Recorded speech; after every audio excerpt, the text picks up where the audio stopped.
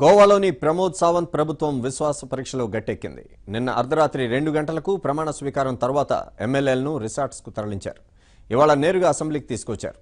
అక్కడ విశ్వాస పరీక్ష నిర్వహించగా ప్రభుత్వానికి అనుకూలంగా 20 ఓట్లు వచ్చాయి, వ్యతిరేకంగా 15 ఓట్లు వచ్చాయి. దాంతో విశ్వాస పరీక్షలో నెగ్గినట్లు తాత్కాలిక స్పీకర్ ప్రకటించారు.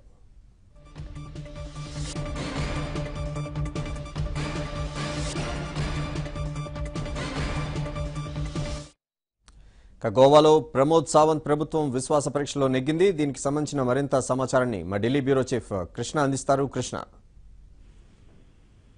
వెంకట్, గోవాలో ఉత్కంఠతకు తెరపడిందని చెప్పుకోవచ్చు. గోవా ముఖ్యమంత్రిగా ప్రమాణ స్వీకారం చేసినటువంటి ప్రమోద్ సావంత్ విశ్వాస పరీక్షలో నెగ్గారు. కొద్దిసేపు క్రితం గోవా అసెంబ్లీలో జరిగినటువంటి ప్రమాణ స్వీకార కార్యక్రమం, విశ్వాస కార్యక్రమంలో ఏదైతే ప్రభుత్వానికి అనుకూలంగా ముఖ్యమంత్రి ప్రమోద్ సావంత్ అనుకూలంగా 20 మంది, వ్యతిరేకంగా 15 మంది ఓటేశారు. దీంతో ప్రమోద్ సావంత్ ప్రభుత్వం విశ్వాస పరీక్షలో నెగ్గినట్టు తాత్కాలిక స్పీకర్ మైకేల్ లోబో ప్రకటించారు. కొత్త ప్రభుత్వం ఏర్పాటులో ప్రస్తుతం 40 స్థానాలు అసెంబ్లీలో బీజేపీకి 20 మంది సభ్యులు మద్దతు పలికారు. బీజేపీకి సంబంధించి 12 మంది, అదేవిధంగా జిఎఫ్సికి సంబంధించి 3, ఎన్జీపీ నుంచి 3 చొప్పున మద్దతు పలికారు. మరో 3 స్వతంత్రులు కూడా మద్దతు పలకడంతో సావంత్ ప్రభుత్వం గట్టెక్కిందనే చెప్పుకోవచ్చు. ఏదైతే పరీకర్ మృతి తర్వాత నిన్న రాత్రి నాటకీయంగా జరిగినటువంటి పరిణామాల మధ్య అర్ధరాత్రి ప్రమోద్ సావంత్ 46 సంవత్సరాల ప్రమోద్ సావంత్ మంత్రిగా ప్రమాణ స్వీకారం చేశారు. బీజేపీ మిత్రపక్షాల మధ్య తీవ్ర స్థాయిలో జరిగినటువంటి సంప్రదింపుల తర్వాత ఆయన కొత్త ప్రభుత్వం ఏర్పాటుకు మార్గం సుగమమైంది. నిన్న జరిగినటువంటి పరిణామాలు కూడా చూస్తే ఈ మిత్రపక్షాలు ఏదైతే జిఎస్పీ అదేవిధంగా ఎంజీపీలు ముందు ససేమరాన్నాయి.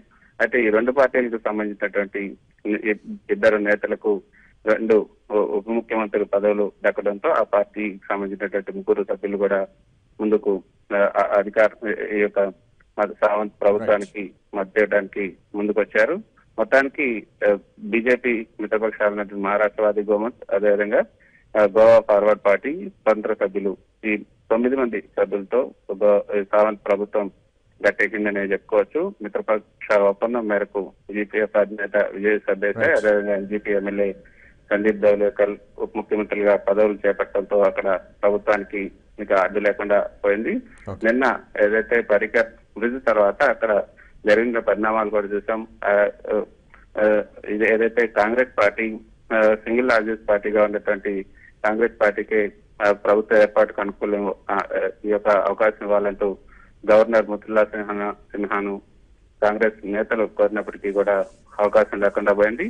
అయితే స్పీకర్ గా పనిచేసినటువంటి సావంత్కే ప్రమోద్ సావంత్ ను ముఖ్యమంత్రిగా చేయాలని బీజేపీ అధినాయకత్వం నిర్ణయించిన తర్వాత ఆ మేరకు చరిత్ర పావులు కదిపారు. మళ్ళీ గతంలో లాగానే మళ్ళీ బీజేపీ ప్రభుత్వం అక్కడ అధికారంలో రావడానికి కేంద్ర మంత్రి గడ్కరీ, అదేవిధంగా బీజేపీ జాతీయ అధ్యక్షుడు అమిత్ షా కూడా ఈ ప్రభుత్వ ఏర్పాటుకు సంబంధించిన పరిణామాలన్నీ కూడా పర్యవేక్షించారు. మొత్తానికి ఆయుర్వేద వైద్యుడైన సావంత్ ఆర్ఎస్ఎస్ కార్యకర్తగా ప్రస్థానాన్ని ప్రారంభించి ప్రస్తుతం గోవా ముఖ్యమంత్రిగా ఆయన తన ప్రస్థానాన్ని కొనసాగించబోతున్నారు.